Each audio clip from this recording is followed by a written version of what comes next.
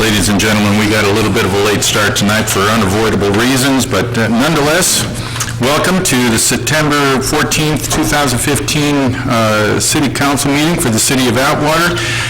At this time, ask for everyone to please rise for the Pledge of Allegiance, followed by invocation by Pastor John Moss. I pledge allegiance to the flag of the United States of America and to the republic for which it stands, one nation, under God, indivisible, with liberty and justice for all. Come here to the front. I know I want to say before we pray, I want to say my apologies to all of our police and fire and those represented here, as well as to any military or former military members who are in the house tonight. I was unable to be here for the 9/11 remembrance and a time of giving thanks, but I want to say thank you on behalf of the community to those who are here, who continue to serve us and serve us so well. And so let us pray. Father, we give thanks tonight for the opportunity to be here, and even as we as community members and the leaders of this community gather for the purpose of discerning what is the next best step to helping our community become all that it could be. We pause to remember those communities that are currently on fire, those communities that are currently threatened by the threat of the fires across our state. For those who are fighting those fires, putting their life and health on the line in order to help create a better and safer environment for those who would live there. God, we remember them and lift them for your protection, for your safety. And Lord, I pray for us here and for the challenges that we face, though it may not be the flames of wildfires, but the challenges that we face, the decisions that we would need to make, the opportunities we have to come together. And somehow in that being together, we find a renewed optimism that we can be more, and this community can be better. So God, I pray for all those who will be making presentations tonight, for those who will be celebrating, for the good things that happen around us, not just the bad things that we continue to hear about. Continue to inspire us to seek you out, seek your wisdom, seek your best for us. In Jesus' name, amen.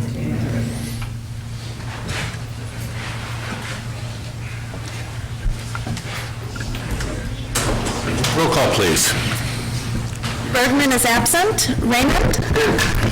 Rivero is absent. Vineyard? Here. Price? Here. We have a quorum. Mayor, report out from closed session. There was no actionable item tonight. Staff was just given direction. Okay, approval of agenda as posted or as amended. I would like to remove from the agenda this evening agenda item number 18. For those that see this on the agenda, I have the distinct honor and pleasure of announcing that the Senate and the legislature in Sacramento, in their eternal wisdom, voted against both of these measures right here and saved the taxpayers millions of dollars. So I am grateful for that, and being as though we don't have to send letters of protest to it, I wish to remove it from the agenda, and that will be my motion. Second. Any discussion? Call for the question. Vineyard? Yes. Raymond? Yes. Price? Yes. Motion carries. Presentations. Monthly verbal report by Merced County District 3 Supervisor McDaniel. Supervisor McDaniel, good evening. Mayor, Councilman, thank you very much. To be honest with you, I really don't have anything to update. I was in Washington, D.C. last week, and since our last Board of Supervisors meeting, my last update reflected our last meeting. So we were in D.C. last week. I was there with San Joaquin Valley COG, representative from Bakersfield all the way up to San Joaquin County. Water was our biggest issue, transportation, movement of goods, and freight corridors. So that's what we lobbied on. I hate to tell you that most of the time they say with the current administration and the politics that are happening now, they don't see very much moving this year. Thank you. DC's this time of year is a nice place to visit, I would. No, it was actually very hot and very humid. It was miserable.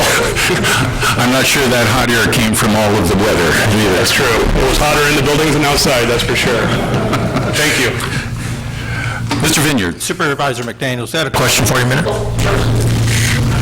Have you heard any more word about at one time there was talk about the fence, taking the fence down around Castle. Have you heard any more word about that?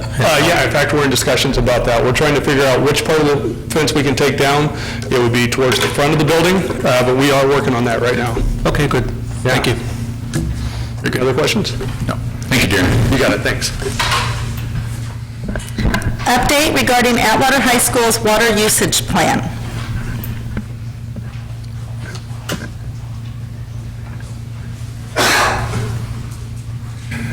Good evening, Mayor, City Councilman. My name is Roddy Svensson. I'm the athletic director at Atwater High School. And when we were discussing our water usage at the high school, we decided that we had better meet with some of the members involved with their interests and kind of come to some consensus on what we were doing at the high school relative to water usage. So within that project, we kind of did some research, and I have some data for you that I'd like to share relative to what happens at the high school relative to water usage. Our high school is on approximately 60 acres of land, and there's one 6-inch pipe that feeds the entire school. It's estimated that this is undersized and has not been changed since 1958 when the school opened, and we do not have a booster pump. Other campuses have multiple pumps to separate their irrigation from the rest of the campus. We have about 40 acres out in the back to irrigate for our practice fields. Over 60 stations with approximately 12 sprinklers per station, and the pressure is thus not adequate to do multiple stations, but we have to do it that way just to get water to everything that we have. Our maintenance has installed new nozzles that have been able to better control the flow of water. All the broken sprinklers have been repaired, so right now our coverage is at the max. We can only water from 9 o'clock at night to around 7 o'clock in the morning, as that is when the facilities are not being used by either the school or the community. So we have about a 10-hour window there. So it's obvious that we have to overlap stations. The areas within the school area right now, our decorative areas, are being watered 2 days a week for 7 minutes a station, twice a day. Our practice fields out in the back are being watered 5 days a week for 20 minutes. We're off on Mondays, and then we're off on the days that the district mows, our mowing days. We felt that we were getting close to that becoming a safety issue for our athletes and for the community. Other issues that we were dealing with, there are trees within the grass areas. Our ag guys take a look at the trees. They say some of the trees are distressed, and this is causing some of the limbs to fall off. We kind of figure that's a safety issue, especially in the quad area where most of our students eat lunch. Interesting thing that I also discovered or was given information on, we have a squirrel problem out back. We've always had that problem, but the squirrels dig where the ground is dry. And we're the only school in the district that's surrounded by dirt. And when our neighbors disc, the squirrels come to our property, and so that we need to make sure that doesn't become a safety issue also. We began conserving water 2 years ago, and one of our large fields out in the back we let go because it wasn't being used on a regular basis, just interim basis. The community shares our school, and they use our fields all of our fields just about every day. One other thing that I discovered, the cannons, we call them the cannons, the 4 sprinklers that cool off the turf. Those shoot 250 gallons a minute each. We haven't used those now for 2 years. In fact, when Mr. Nunes and I went out to check on the usage of those, There was only one guy that even knew where the box was, and we opened up the box, and it kind of had some cobwebs and stuff in it, so it was obvious it hadn't been used for a while. The reason that we haven't had to use those is our football practices have been switched to the evenings, switched to later on where it's cooler, so that the athletes can participate still in their activities, but it's a little bit cooler in the evenings. Every Monday, I'm personally meeting with our maintenance person in charge of watering. We travel the entire school, assess the watering needs, adjust sprinkler days and times, depending on expected weather conditions and temperature. The bottom line for us is that we were never asking to use more water. If there was a misunderstanding in that perspective, then that's probably on us, and I apologize for that. We were just asking to spread our usage out over more days so we didn't have to overlap our stations as much. I'm a math teacher by trade, and I understand that there's more than one way to solve a problem. We can say that 2 times 6 is 12, we can say 3 times 4 is 12, 4 times 3, 1 times 12, but we can come to the same result, just use a different way of coming to that result, and that's what we were asking for. We're also looking into, we've had our district mowing crew mow a little bit higher, which doesn't put our fields in as much distress after mowing. They do leave the clippings on the field, which helps to retain water. We're looking into drought-resistant grass seed when we reseed, hopefully when we get our rain this winter. And we're installing pipes next to trees to allow for deeper watering and less water usage. I think we appreciate the fact that we're a partner with the city of Atwater. We like to maintain our campus available to the community, and obviously there's some areas that we can conserve in and some areas that we can't. There are restrooms that have to stay available to our students and to the community, and that type of water has to be maintained the same way as always. So our opportunities for conservation were in the watering of the fields. We got some numbers back from the city, and we're very proud of the way our numbers look right now. I can share those with you if you'd like me to. Year to date right now, that would be January to August. Our conservation over 2013 stands right now at just over 40%, something that we're exceptionally proud of. Since we came back to work in July, in the last 2 months, our water conservation over the year 2013 is at 75%. We don't expect it to be that high for the year, but we are very conscious of our valuable resource, and really appreciate that you allowed us the flexibility to, again, expand the days but not the water. And that's pretty much where we are at Atwater High right now. We were hoping for a little more rain today. I saw one of our guys running around with a bucket when those sprinkles happened today, but we didn't get as much as we thought we were going to, but hopefully maybe something will happen tonight. But I don't know if we do questions or if I'm done, or where do we go from here? Are there any questions? Mr. Vineyard. Yeah, actually, I do. Just considered or wondering if you've planned on possibly looking at somewhere down the road, putting an additional tank somewhere on campus that might help alleviate some of your problem with a booster? Yeah. Has that crossed your plans at all? It's very interesting. This is kind of, I'm a rookie. I'm not a rookie at too many things at the high school, but I'm a rookie at this aspect of what we're doing. And meeting with some of the guys out at the district office, we're absolutely looking at all different things. There's some potential construction that's going to take place perhaps in the next year or so at our high school, and that will necessitate us making some other changes in the water situation. So yeah, absolutely. Thank you. Any other questions? Mr. Raymond. Mine's just more of a comment. I said, given what you guys have to work with, you're doing an exceptional job. Keep it up. Thank you. Well, it comes back to me. and I'm not going to make any attempts to rehash the decision that was made by the council. However, let me just a few observations in your presentation tonight. You're still referring to ground squirrels. To me, that's a maintenance issue. You see a ground squirrel hole or something like that, you're going to have to address it some way. I think whether you're watering or you're not watering, you're going to have ground squirrels. And I've noticed that because if there's one place on this earth that I know that I see a lot of ground squirrels, it's out where I work at Castle. Believe me, it's ground squirrel heaven out there. So that's, I find the argument for ground squirrels and watering somehow being related not to be a real good argument.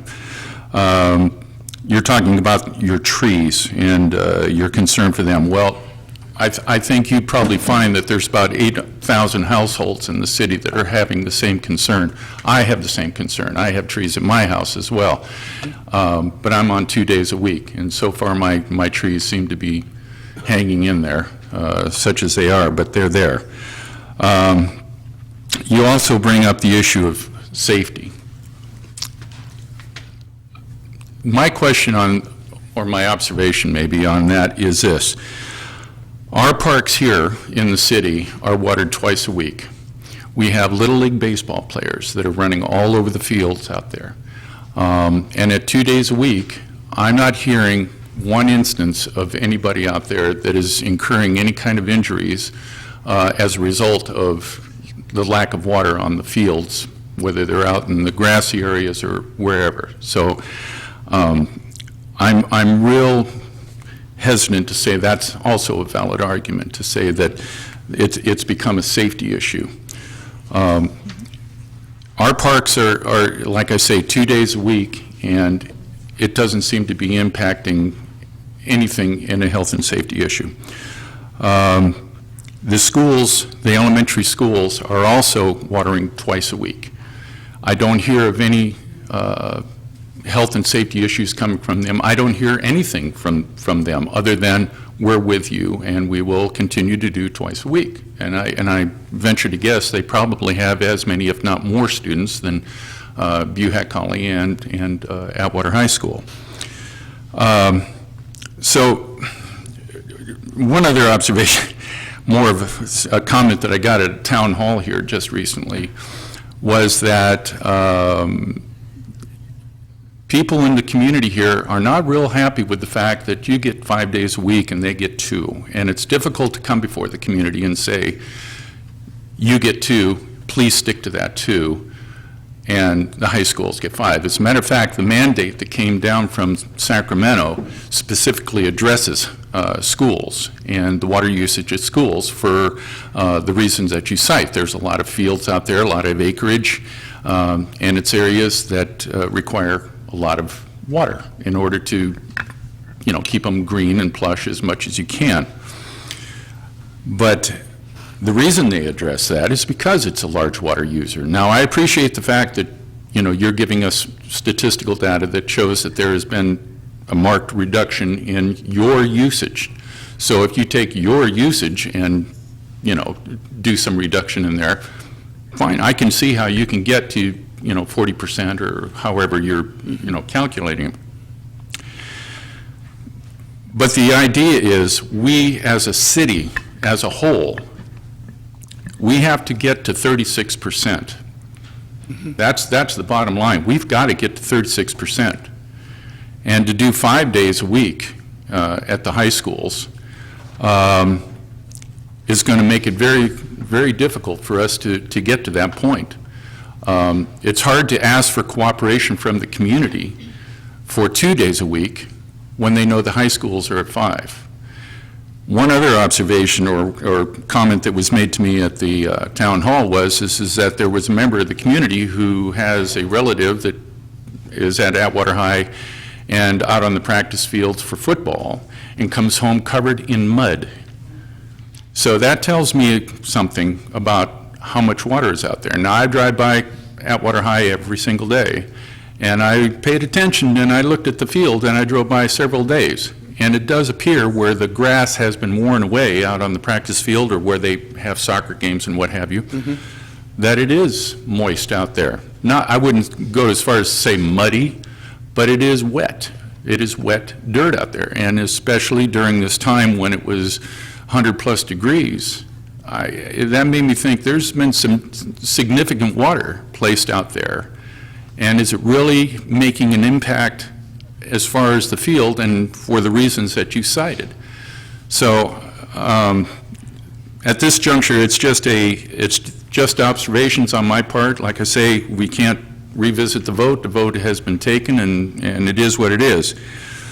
But I think, in my heart of hearts, I don't think that Atwater High and Buhack Colony High School are any different than any other resident within this city. And I also, let me just finish up by saying that I heard that the argument was that the high school district uses 1% of the city's entire water usage. Well, if you've got 8,000 residents and say another 2,000 businesses, and you've got, say 10,000 water users altogether, and you take that 1%, you're a math teacher, what's 1% of 10,000? So if we take that 1%, and if we applied it across the board, you got 9,900 people that aren't going to get any. So, any case, those are my comments. If you have anything else, sir, you're welcome to address them. Well, the only thing that I would comment is, like I alluded to before, it isn't the number of days, well, I shouldn't say that. I think the significant thing for us is the conservation of water. And it's obvious that that's happening. We're using significantly less amount of water than we have in the past. And I think that's the idea of conservation. I understand that it's a very difficult position for you to have a double standard relative to the number of days. That's why I tried to explain with all the acreage and the stations, it's impossible for us to get that amount of water pressure to cover that amount of area in that period of time. We only have a 10-hour window there, so that would mean we'd have 20 hours a week to water all of our fields and all of our area, and that just isn't doable. Well, it's doable if we, it's not doable to keep things, in our view, safe for the people that use it. But again, we're going to continue to our efforts in conservation. We're going to continue to be partners with the city the best that we can, and I'm available anytime to attend or to answer questions. If anyone has questions about our usage or what we're doing, happy to answer. If there's an area that you see that I'm not sure what we'd be talking about on the back fields. I know there was a significant leak right behind the softball diamonds. There's still a big hole there that's caution taped off, and if you walk around that area, it's soggy because there was a big leak on one of the water mains. Maybe the kids were playing in that mud that's sitting around that leak, but there certainly isn't any mud out on the practice fields. I drove it this morning. Okay. Well, I'm just conveying to you what I observed and what I was told. Certainly. But again, your conservation efforts, I applaud you for anything you're doing, but again, you're conserving relative to your numbers. So I understand, how that formulates. So, but again, my observation is that, we've got to think about 30,000 residents, give or take. And like you say, your words, a double standard to it, and I can't in good conscience ask for one to do one thing and then come back and authorize to do a different thing. So I'm hopeful that perhaps down the road maybe that'll be. Well, let me ask you this: you were mentioning the cooling down of the artificial turf, and those. You had 4 sprinklers out there's there? one. We call them cannons because they shoot the water so far. Right. There's one at each corner of about the 20-yard line on each area of the field. So obviously they shoot towards midfield and they'll cover the whole field. They work, but we just haven't used them because they do use a lot of water. Okay. You have any idea what the flowage is that comes out of the sprinklers out there on the field? Since he's changed the nozzles, I do not. Okay. I can Well, get that information for you Nah, if you'd like. it's neither here nor there at this point, but my point is, you know, there's hundreds and hundreds of gallons, I'm sure, that are coming out there and probably totaling maybe a couple thousand, 3,000, 4,000, I don't know, several thousand during the entirety of the week. So that's significant in my mind. You know, I understand, you know, kids would like to have a nice plush green field to play on and all that, but the bottom line, you know, I'm a product of the 50s, and let me tell you, you know, when you talk about sand lot, that's what I played on, was a sand lot. And I'm sure there's a lot of others that have done the same thing, played in less than pristine conditions. And I don't know the kids are any different these days than they were when I was growing up, but nonetheless, it is what it is. But I just want to make you aware, those are my concerns. Okay, thank you. Councilmember Raymond? Well, Mr. Mayor, isn't the point of this for each residence and each business entity to cut back on their water usage? That is correct. Atwater High has demonstrated that they're going above and beyond to do that. So I don't think it's appropriate to give Mr. Svensson a lecture on them doing their job. Well,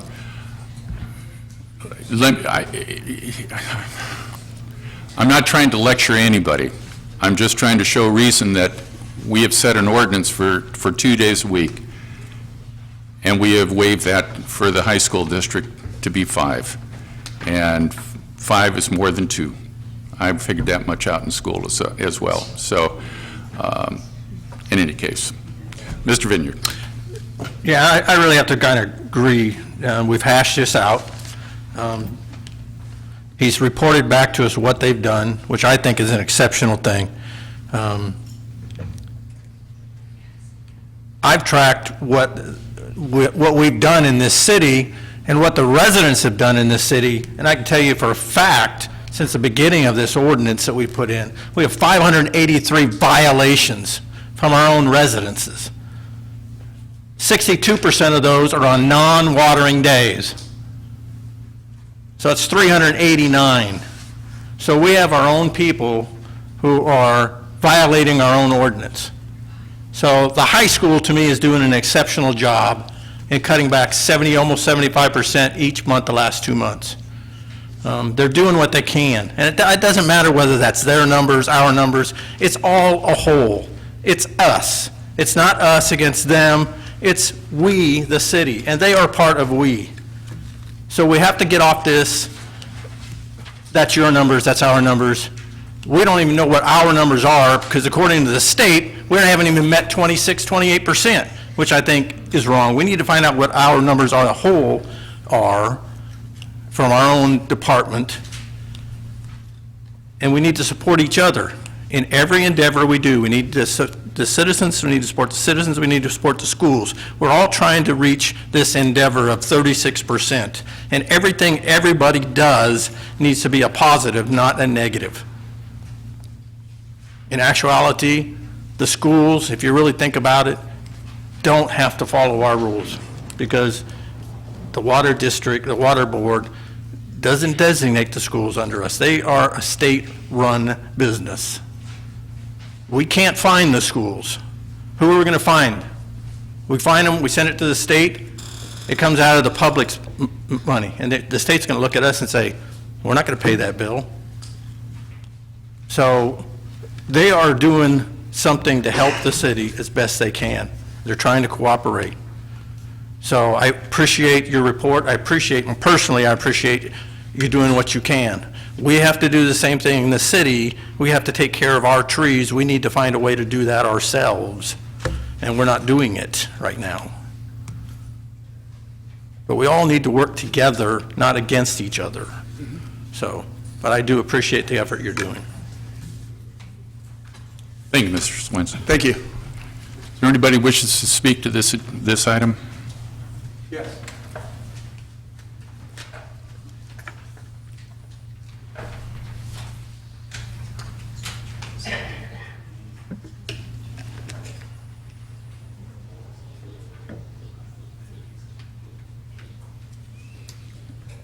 Good afternoon, council members and Mr. Mayor.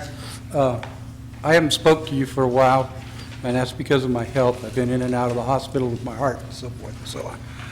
But I've had some problems with some things. First of all, Sir, could city you... manager. Oh, my name is Dave Hammett, and I live at 1147 Kelso Street. Okay, and is this in relationship to the water issue we've been addressing? No. Okay. So this is, okay, I'll back up. Okay. Excuse me. But yeah, there's one thing about that too. He had mentioned that I'd like to mention. You know, it was down in Southern California where the tree was so restricted that it fell and hurt those kids in the park. And so, you know, he's talking about trees and safety, and our children are mainly, is our main concern around here, Okay. because they're our future. Thank you. Once again, is there anyone wishing to speak to the water issue? Okay. If not, then let's move on to the next slide.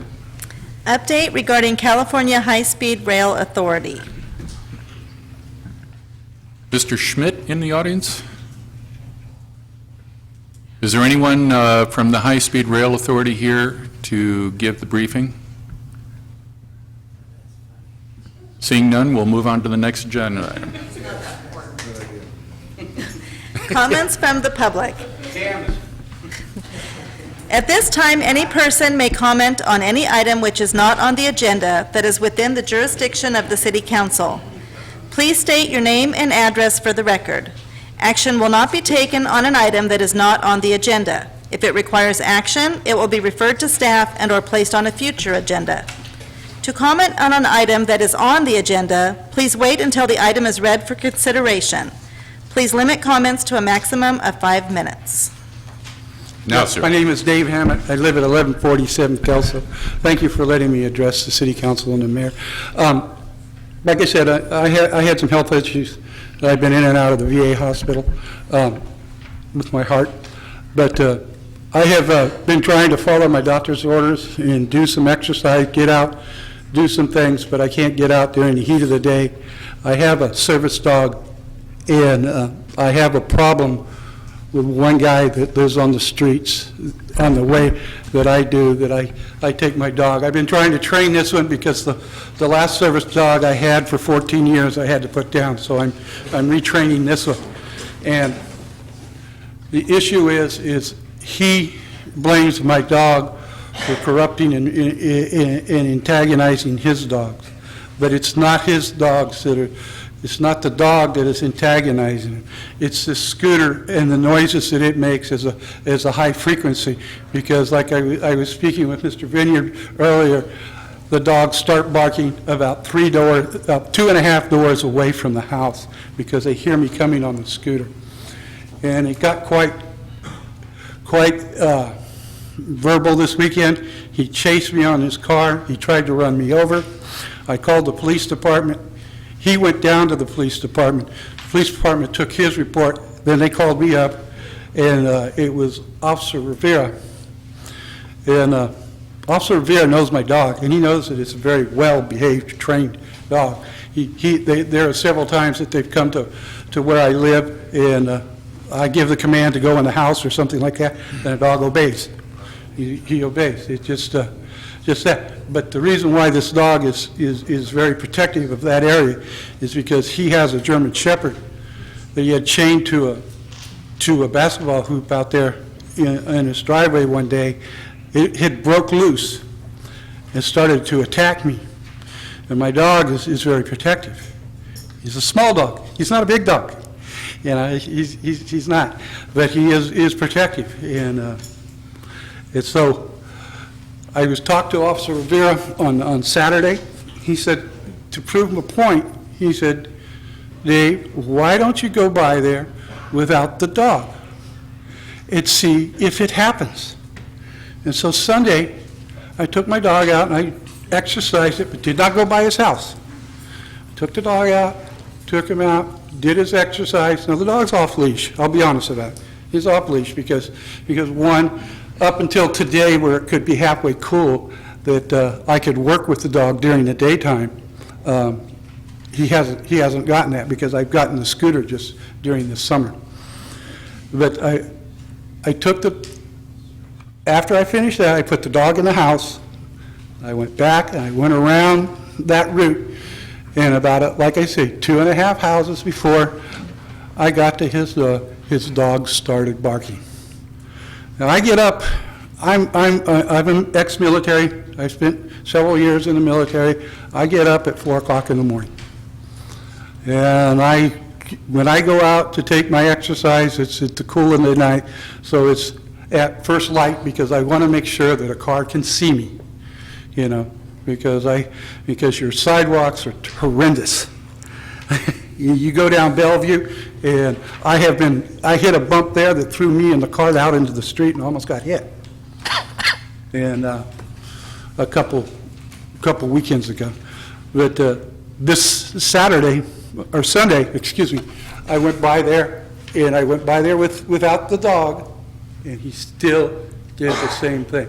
He hollered at me, started cussing at me, telling me to blankety blank my dog. I told him, I don't have my dog with me. It's just me. And then he started cussing and screaming at me. He says, I'm calling the cops. I said, fine, I'll wait right here. I sat out there for 10 minutes waiting for him. This was about 6:30, 6:45. So I rode my scooter from there to the police station. And when I got here at the corner here by the Citibank, 3 officers, because their shift change was coming in to get off of their shift. I went in, I picked up the phone, and the dispatcher told me that it'd be a little bit before they got an officer. I sat there for an hour and a half, or no, hour and 10 minutes. And I picked up the phone and I said something. I sat in the hallway there, and the dispatcher said, I forgot to tell them about this. And Officer Lehman came out, and he was very rude, and he was very rude when he came back to the house. But the only thing I want to say is, you know, Jesus Christ saved our souls, but our vets have given us our freedom, and you guys, the city and the police department, is taking my freedom away. Thank you very much for your comments. I appreciate it. Lieutenant Joseph, you have his contact information, do you not? Yes, sir. Okay. Thank you. Is there anybody else wishing to address the council?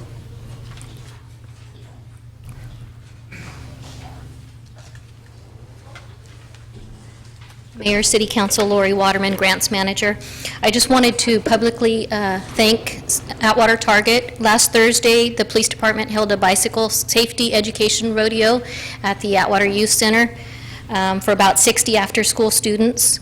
Officer Duncan and Officer Vargas, and I coordinated the event, and Officer Vargas prepared a very nice PowerPoint presentation that we presented to the kids, and we'll also post that on the city's website.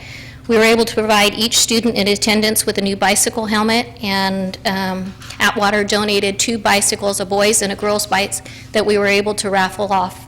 And the funding for this educational program was provided by a grant from the Office of Traffic Safety through the National Highway Traffic and Safety Administration. Very good. Any questions for Ms. Waterman? Thank you, Lori.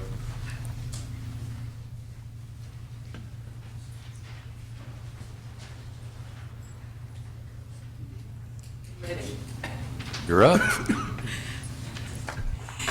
Good evening, Chairman Price and council members. My name is Nancy Young Bergman, and my address, I'm from Merced, and my address is 2862 St. Bonaventure Drive. It's a pleasure to be here tonight. So I've got something that is so not serious to talk about that it might be a really good thing to follow up the water discussions and everything else. Take your time. It's amazing. It's amazing. I've got the Sweet Potato Festival for Livingston. And there's several organizations, one of which is called Make Someone Happy, that my husband and I own. We own the big Produce on the Go truck. And the first thing I actually want to say before I talk about the Sweet Potato Festival is how much we appreciate Atwater. We've been parking at Castle twice a week. We go to Bellevue School. We help serve the children. You are the best community in the world, and you've really, really helped us out a lot, so we appreciate that. As part of our funding, we have USDA funds, and one of the things that we promised the USDA we would do is to hold a contest, and this is where you come in. Sweet potato cooks, wherever you are, please help us. We're going to get a lot of fabulous judges, and I've got posters for you. And I have to tell you that I knew a lot about the Livingston Sweet Potato Festival, but I didn't know that it's a place where you can find your maybe potential husband. Where'd she go? There she One of the beautiful young ladies that's from the Atwater High School, she was telling me she met her boyfriend at the Livingston Sweet Potato Festival. So just in case you thought it was only for good food and healthy sweet potatoes, now you know there are other things going on. So I just want to let you know that. So I would love to give away some of these flyers. What we're doing is because it is a contest this time, we're going to have some fabulous judges. I think the senator and the assemblyman are going to be judges. We've got a lot of tremendous people. But what we're doing is we're also having different categories. And my favorite is actually the one for the children 0 to 5. And we are getting funding from First 5 to do this. And we thought, oh, we'll have these little children come up and pick their favorite recipe. And then we realized risk management. You do not want children trying things that you don't know what they are.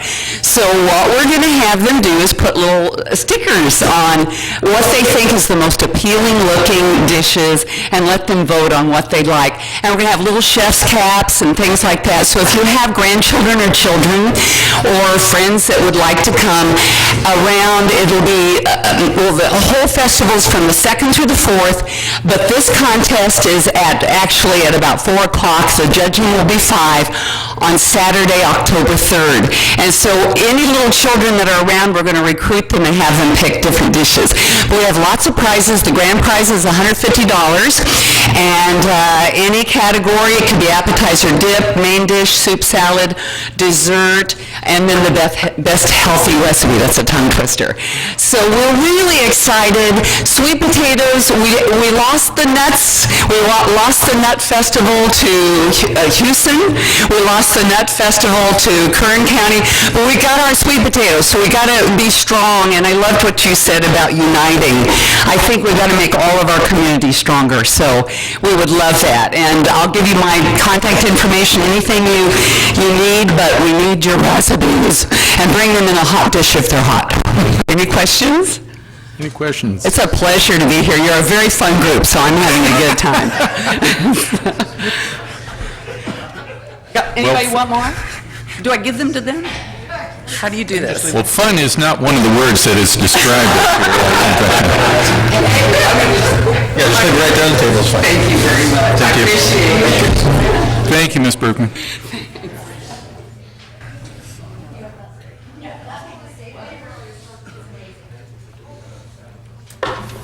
Good evening. I'm Lori Chavez. I live 75 Rancho Grande here in Atwater. Hi, guys. Nice to see y'all today. I'm here to talk to you, to tell you about, I'm having a fundraiser, or we're having a fundraiser for Atwater Community Cat Network at the VFW here on Broadway. It's going to be tomorrow at 6 o'clock, and we're going to be showing a screening of the movie Redemption. It's about the no-kill coalition going on in America. How the SPCA started and how it originally got going, and all the components to how that's going to work. I would love for y'all to come out and visit us there tomorrow.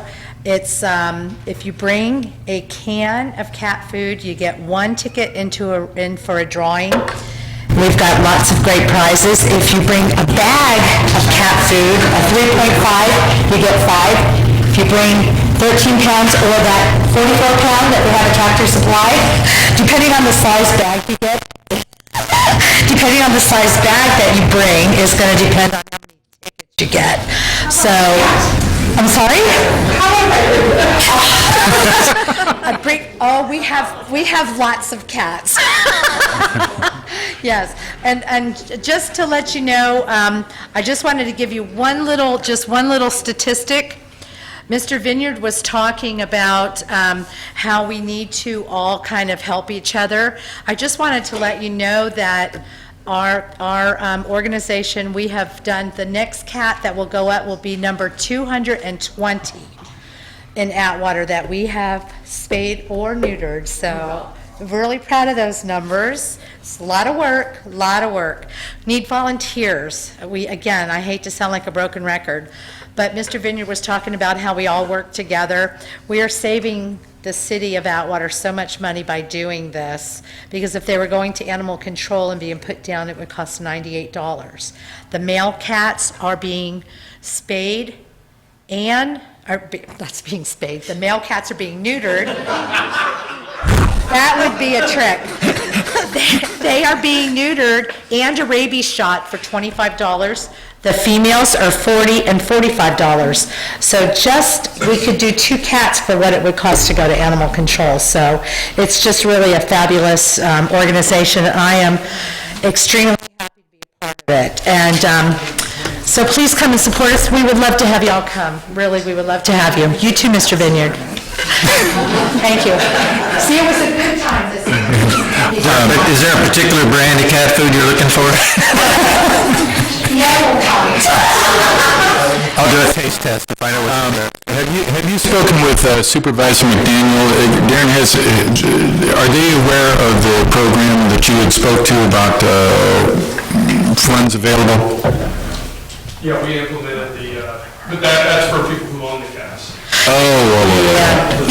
These cats are looking for a home, though. If any of you, those of you on TV, watching me on TV, you farmers, I know you were going to bed early, so pay close attention to this.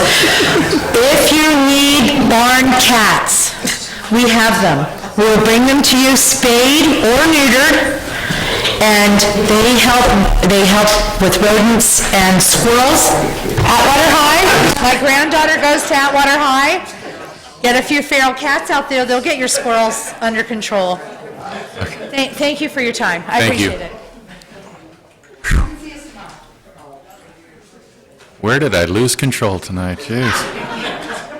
Is there anybody else wishing to address the council? Seeing none, we'll move on to the next agenda item. Consent calendar.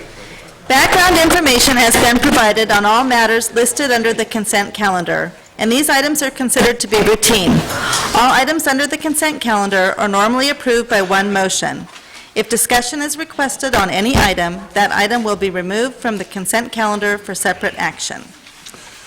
Are there any items that the council wishes to remove from the consent calendar for separate consideration? Hearing none, I will ask for number 4, 5, 6, and 14.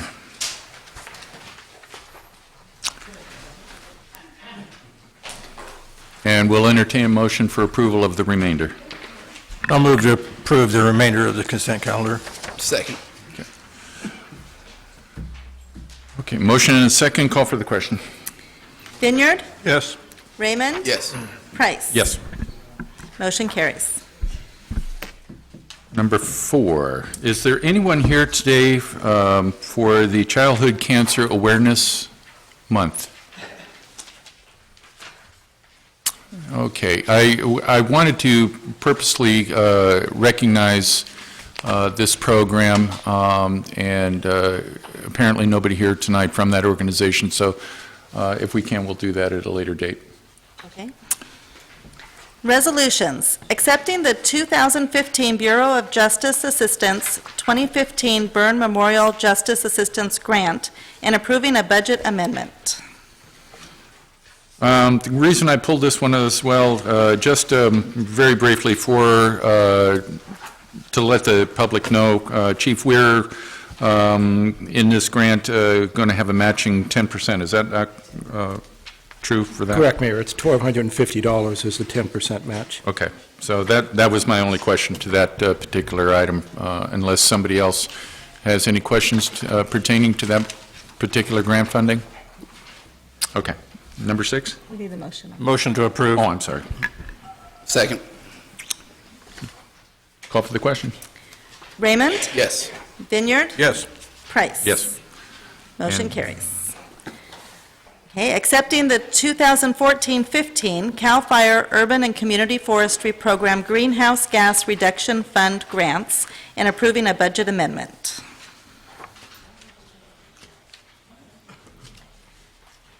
Before you is the request to accept the 2014-15 CAL FIRE Urban and Forestry Grant Greenhouse Gas Reduction Resolution, Budget Amendment Number 2. This grant was submitted back in December, and our application was one of 62 out of 169 applications submitted. The key component of the project includes establishing an updated tree master plan and urban forestry tree canopy study, as well as a revision of the city's current tree ordinance. A consultant will be hired through the RFP program to monitor the program and identify the tree species to optimize the greenhouse gas reduction benefits. Total state-approved award is $150,000, and our match would consist of in-kind and volunteer nonprofit of $107,757. But of that, that's all in-kind. Tree Partners Foundation has agreed to provide the planting of the trees as well as providing outreach to the neighborhoods. So the project total would be $257,757. But again, our match would be in-kind and donations. Perfect. Is there any questions?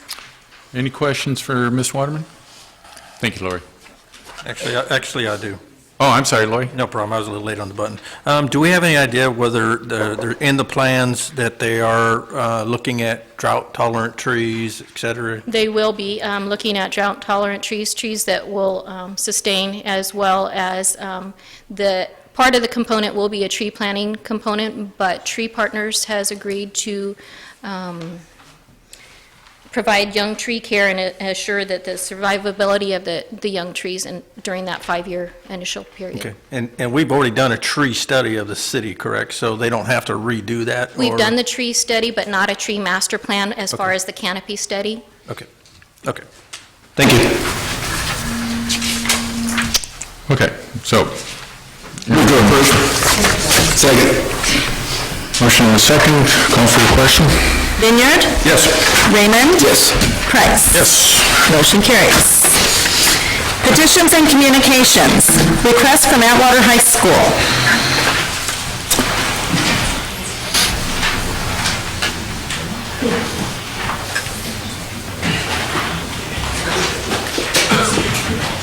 Oh, boy, we got a whole bunch coming up. Brought my bodyguards just in case. My name's Nathan Braga. I'm the Activities Director at Atwater High School. Thank you, Mr. Mayor and Councilman, for having us here tonight. I've brought two of my leadership students. Here is Valeria Anguiano. She's our Student Body Treasurer, and Erica Matola, our Student Body Vice President. So I'll let the kids do the work. Mr. Mayor of Atwater and Atwater City Council, the Atwater High School student body would like to continue our tradition of starting our football homecoming parade in the downtown district. We feel an afternoon parade through the city would not only be exciting homecoming launch for AHS students, but would also encourage positive community participation. Hi, America. Our homecoming is scheduled for Friday, October 2nd. Against the Warriors of Fresno High School. We would like to begin the parade at 3:30 in the afternoon. We aim to have the parade start on Mitchell Avenue, turn left onto Winton Way, and continue to the high school on Fruitland Avenue. We will have between 25 and 30 entries lined up by 3:15.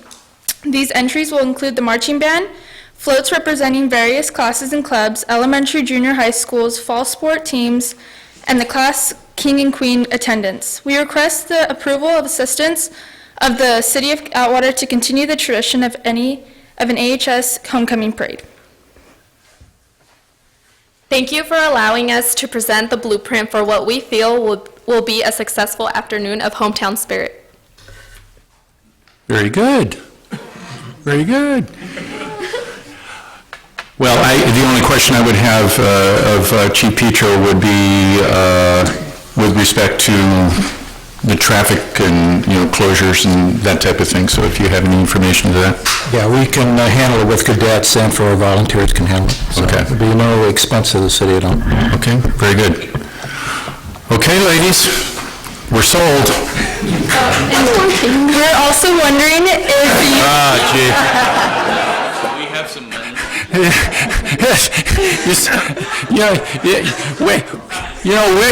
Wait until, you practice it right now is really good. You're just like my wife, and oh, by the way, yeah, you're in good shape. Go ahead. We were wondering if you would be in our homecoming parade. All of us? All of it. Wow.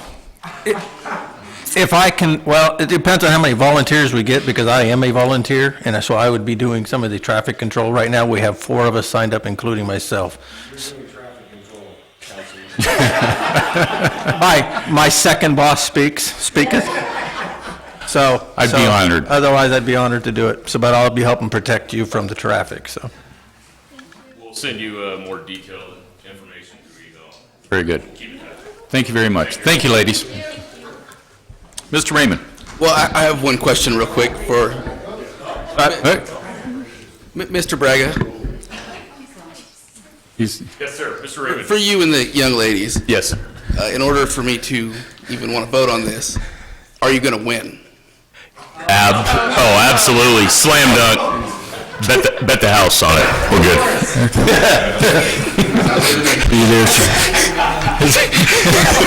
Now, motion to approve the request. Second that motion. Call for the question.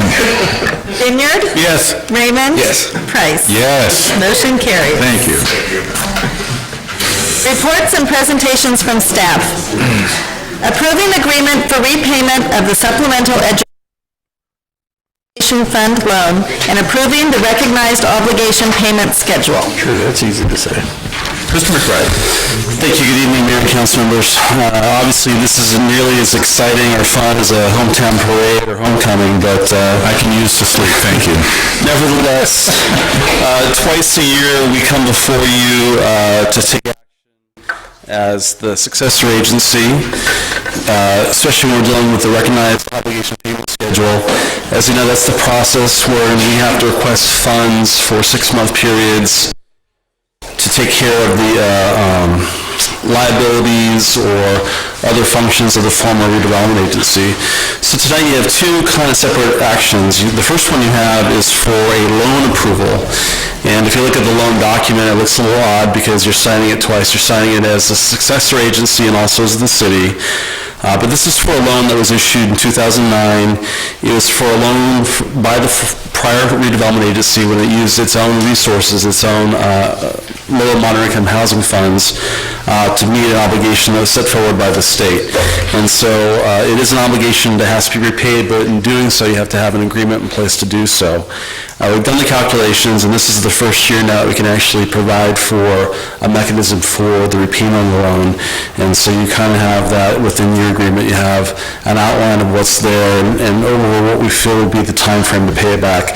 I was asked before the meeting, what's the balance? The balance is a little bit over $266,000. There was a one-time payment made at one time before, and so those funds don't go to the general fund or any place else where it's usable.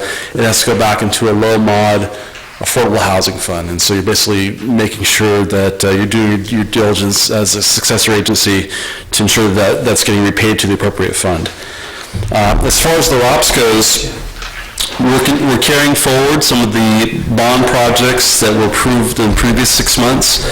We don't think those are going to be completed, and the billing will all be done before the end of this current period, which expires at the end of December, and so therefore we're allowed to carry them forward for a future period. Besides that activity, most of the activity is going to be for debt service repayment. That's kind of the bulk of what's done for your prior agency. And so those are the 2 items for you tonight. Be happy to answer any questions that you might have. Just keep in mind also that at least with relationship to the ROPS, that also has to go to the Oversight Board, and they're going to be meeting next week, actually.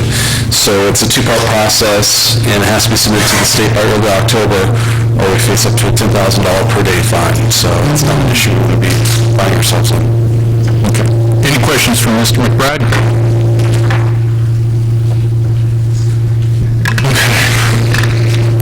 We need to do this in 2 motions, basically. Is it for 2 motions or one can cover this, Scott? One can cover it. One can cover it, that's what I thought. Okay. Were you going to make the motion? Sure, I'll move to adopt successor agency resolution number 2015-6 and 2015-7, as recommended by staff. Second. Any other comments, questions of Mr. McBride? Call for the question. Raymond? Yes. Vineyard? Yes.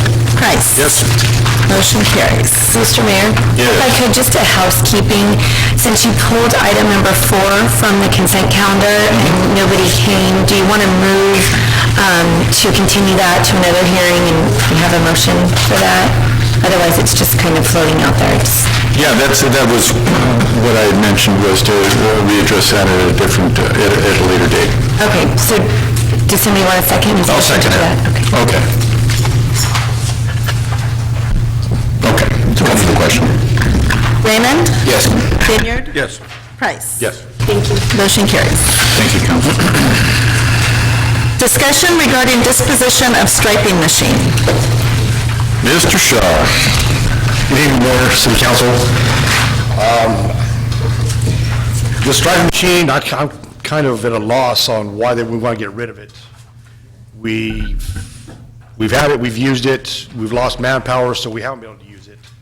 It's bought, it's paid for, I see no reason in getting rid of it, so when we do get manpower back, we can't utilize it. Well, here's, because we were in a separate meeting, and I had raised the question about striping our streets. And it was my understanding that this particular machine, for whatever reason, could not be used, and that it was virtually brand new, and we couldn't do anything with it. That was the information given to me. That's why I raised the issue this evening. So you're telling me this is a good striping machine so that we can do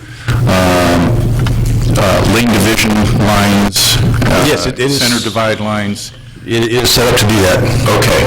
Okay, because, like I say, there was, question as to whether or not that was going to be able to be utilized or not. So, to go a little bit further on this, if it is in fact a good machine to be using and we can use it in-house to do all this, do we have materials now, white and yellow traffic type paint, that type of thing? Yes, So that we we do. can go out and start taking care of that, because, the memo I got was we got El Nino coming, and once you put water on the roads out there, you can't see anything, and the reflective buttons and things like that are either destroyed or intermittent or whatever. So I'm very much concerned about this. So if we have paint on hand and this sort of stuff, and if this is something that we can in fact use in-house, then fine. Let's use it rather than dispose of it. Yeah, and I don't know if you're maybe speaking about Winton Way. Yes. I just had that repainted 2 years ago. The problem with Winton Way is it's so alligatored and broken up. Right. We can't put buttons down, and you put paint down, and there's just not enough stuff there. Yeah, I understand. I go down areas like between Schaefer and Winton Way on Fruitland. There's non-existent lines, it's poorly lit. That's a bad area. And if you went around town, I'm sure you'd probably find half a dozen more streets, that you could probably, utilize that. Yes. Those are my concerns. And I appreciate what you're saying about Winton Way. It's, one of the sore spots in what, my traffic assessment here, so. Very well, then if that machine can be used and we do have the materials on hand and can do all this in-house, how do we do away with this? Council? There's nothing, no action, it's just a discussion item. Okay, very good. Mr. Vineyard? Yeah, I just want to clarify, you said we've used it before, but then we lost staffing, so we couldn't use it. Do we have the adequate staffing now to use it, is what you're saying? How many does it take to operate? You have to have at least 3 people out there in the field for traffic control, one couple traffic controls and one person running the machine. Okay. Especially on a busy street like Winton Way or. So to clarify, we have the machine operates, we have all the paint enough to do it, but we don't have the staffing to actually do the striping. Correct. So even though we have all the other components in place, we don't really have the personnel to do it. No, not at this time. Not at this time. Okay, so the machine really is just going to have to sit there. Well, Yeah, I mean, You had the one question, and so that's why I wanted to clarify. I know. Kind of what I heard. I'm following you here. Okay. You were saying traffic control. What all entails with traffic control? Where I'm going with it is it possible that possibly the police volunteers could assist you with traffic control? I don't see why they couldn't. So that would cut it down to 2 people? Yeah, to put up signs and everything and get the machine out there, I would say 2 of our people to be out there. Okay. Is that more doable? For right now? Yes. I mean, it's hard to say. Not quite the answer I wanted to hear, Mr. Shaw. Well, with the drought right now, we're having a lot of tree limbs coming down. We're having to take a lot of trees out because tree limbs are falling out into people's yards. You know, trees are dying. Right. I mean, we can try, we can see what we can do. Sure. And I'll try to get a crew together, but the problem is you get pulled off, and once you start painting, you want to keep painting. Yeah, I understand. You know, I had the 2 people out there doing all the school zones. Yeah, I fully understand. And I'm, very sympathetic to everybody's staffing problems in that, and yours, I'm sympathetic to as well. As you can do it, I would highly appreciate that. This is a safety issue, and I'd hate to see somebody get greased out there because they can't see the lines, and just doesn't sit well with me. Mr. Raymond? Mr. City Manager, is this something that we could look at the cost of contracting it out as far as striping, and then look at doing away with the machine at that point? We could. It's very costly, extremely costly. Okay. To have it done. That's why we went out and purchased a machine several years ago. When we had the staffing, we kept up with it. We could actually assist Mr. Shaw, and if I got Mike Raymond in the audience, with volunteers, so we could probably utilize our volunteers, which is... I'll get together with them and see if we can set up a plan. Yeah, I'd really appreciate that. And then if you give me a list on roads that you are really bad, I mean, if we need to put buttons down, we have buttons. We could put buttons down also before winter. Okay. Most of the roads do have just the buttons, but if they're wore out, we can chip them off and replace them. Perfect. Mr. Raymond just gave me a dirty look, so I don't know what that means. He's infamous for that. Mr. Vineyard? That means he's going to pass the buck to me, is what it means he's going to do.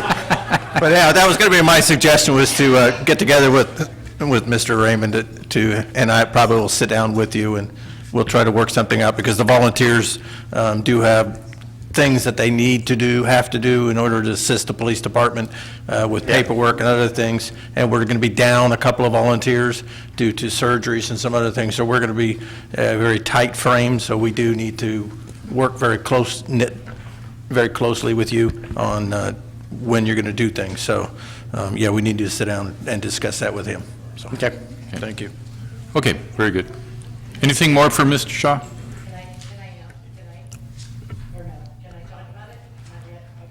Anything more, Mr. Shaw? Okay, very good. Thank you, Brian. Yes, ma'am, go ahead. If you'll step to the podium there, please. Well, you got to be on the record, Lori Chavez again. Yep. We could help paint if they'll help us trap. A volunteer thing? Well, No? Okay. I don't think that'll work. I was just trying to lighten the load. I understand. Nice try. Yeah. Appreciate it, Lord. Yeah. Thinking outside the box, I understand. Straight lines.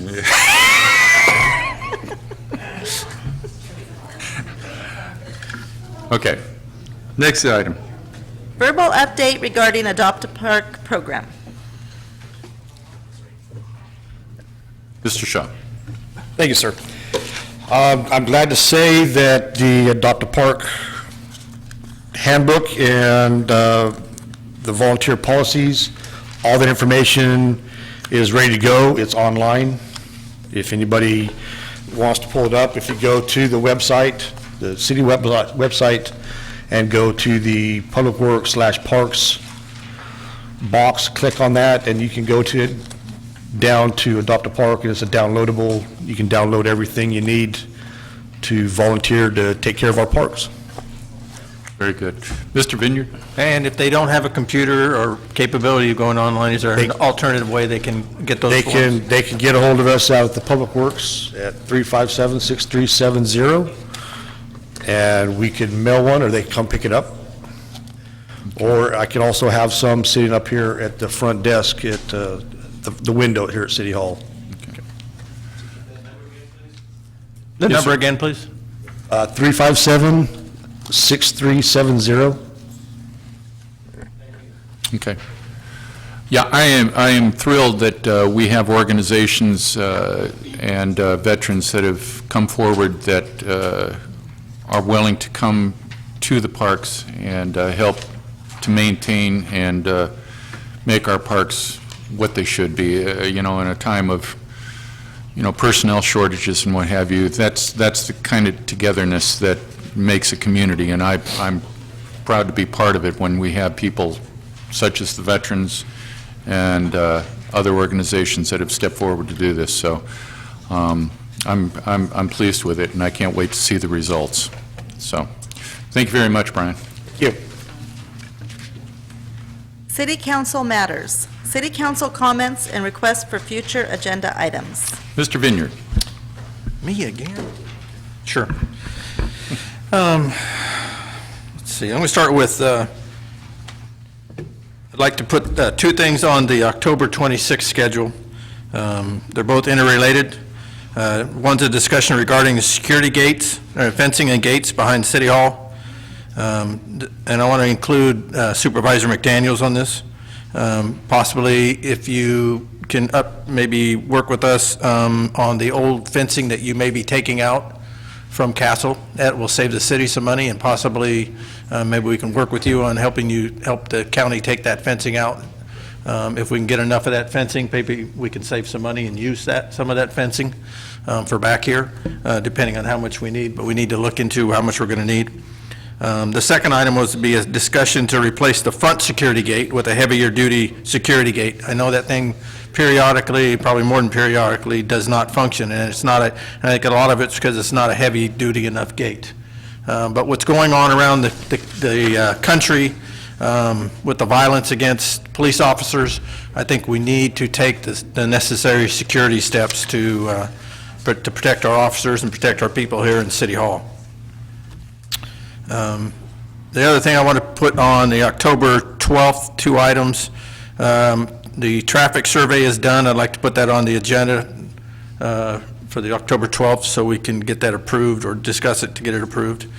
I'd also like to put on the October 12th is a discussion regarding the amount of water used by the Atwater Elementary School District, the high school districts, both schools, Teasdale's, and the prison. So we can discuss about sending a letter to the State Water Board on having those allotments removed from the city allotments, especially after Livingston has removed the Foster Farms from their allotment because the amount of water Foster Farm loses. We can have no control over how much water the prison uses.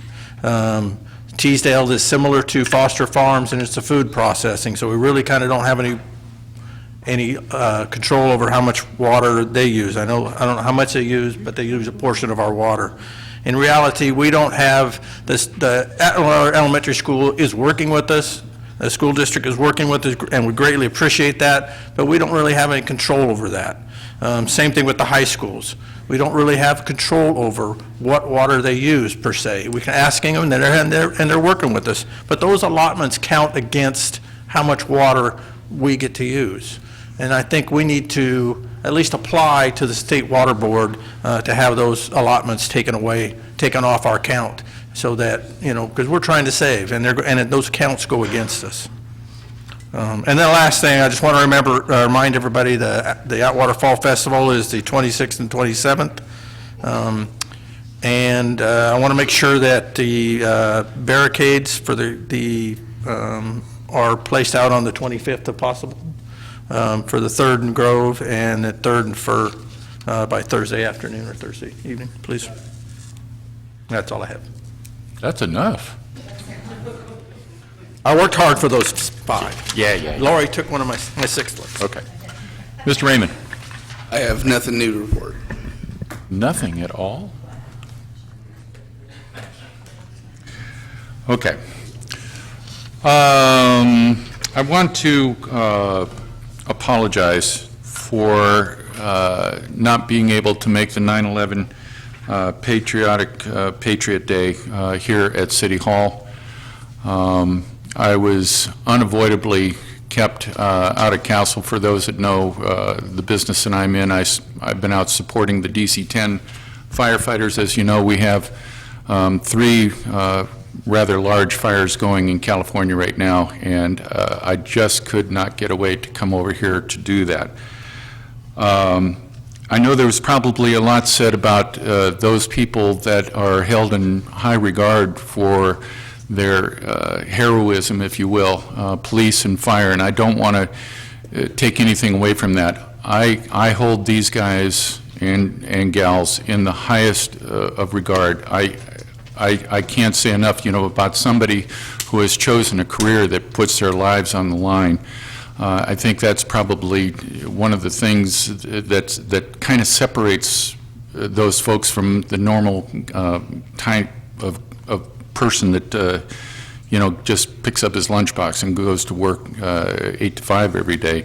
These guys signed up for a job that could take their life, and I don't think there's any higher honor in this world than to honor those guys and gals that do that for a living.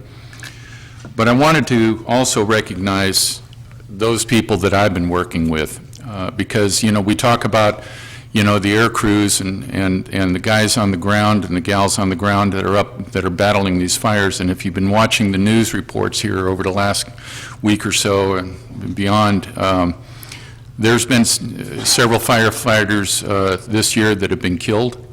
4 at the Napa fire, what has been called the Valley Fire, were burned, and all 4 are in a burn ward right now.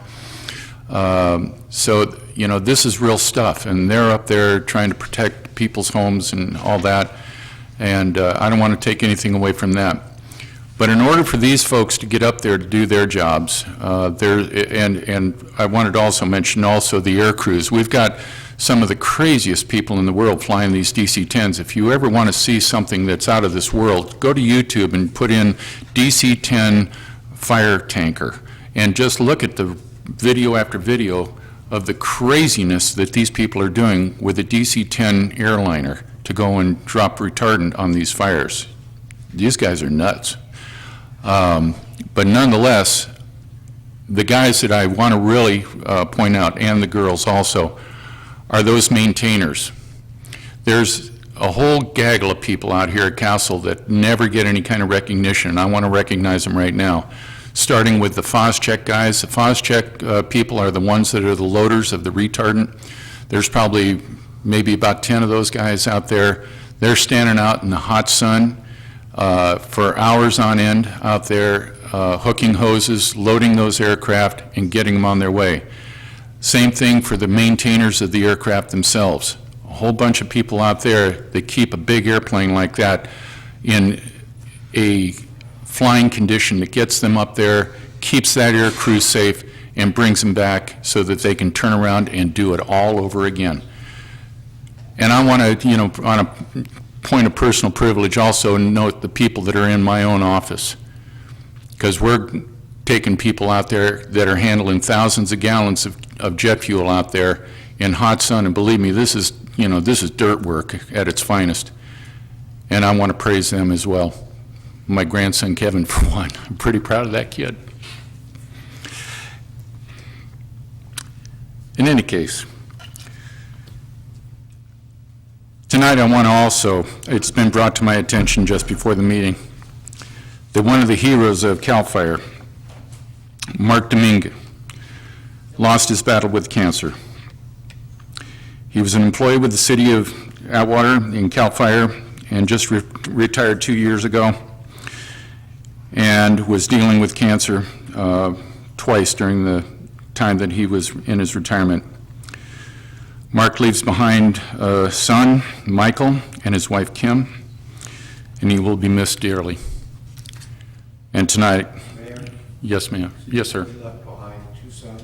I'm sorry. Yeah, I'm seeing one. Son James Cameron DeVay. Thank you, Mike. I appreciate that. Thank you, Mike. In any case, this evening, I would like to adjourn this meeting in the memory and the honor of Mark Demink.